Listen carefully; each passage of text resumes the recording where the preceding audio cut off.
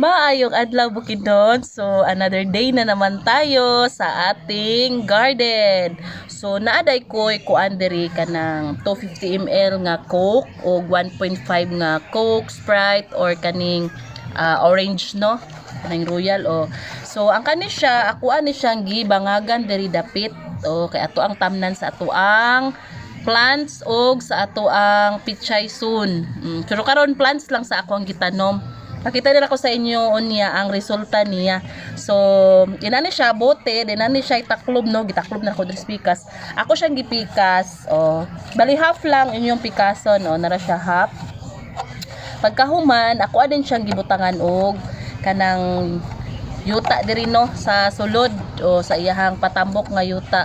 Dayon gibangagan din ako pod ni siya diri, so nara ni siya yung mga bangag kutsilyo ra gid ako ang gitusok ani kay wala koy katong para bangag niya ba, so okay ra pod kaayo kay manumano lang gud ta, tiyaga lang gud. O so inani din ang resulta sa ato ang nahimo nga kuan kaning butanganan sa ato ang plants. Dayon ako adin na siya gihiktan og straw diri sa kilid og kilid, so makita ninyo karon dito sa ato ang video nga giunsa siya og na plaster na siya nga natamnan na din gihanging lang dai nato siya para doag ang space no. O magamit gid kay ninyo ni ang kaning recyclable materials, kaning mga plastic nga mga Coke no, kaning iya ay jud ninyo ilabay kay magamit ninyo ni sa inyong panimalay. O then tsada pa gyud og resulta apil ng mga cups nga mga plastic no.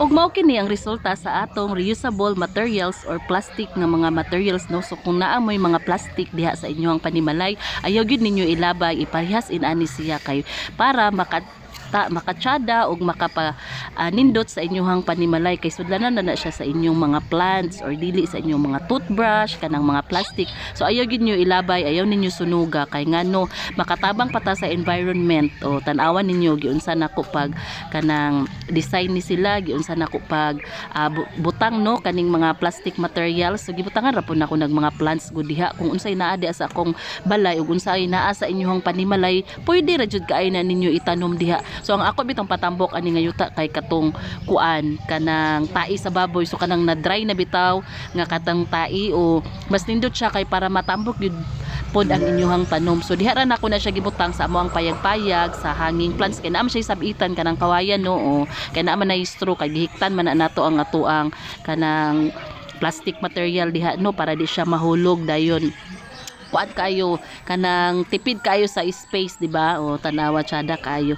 Then kani po dayong isa ako ara po day ni siyang gihimuan gyapon og pamaagi. So mga plastic cup ra gid na siya, 5 ra gid kabuk ako ang nakita diri sa ako ang balay. So wala na ko gilabay, gibuslutan gyapon ako siya, gitamnan og plants. Dayon nakoy isa ka stick nga kahoy ana, so gihimo ra pud nako na siya sanga, o di ba?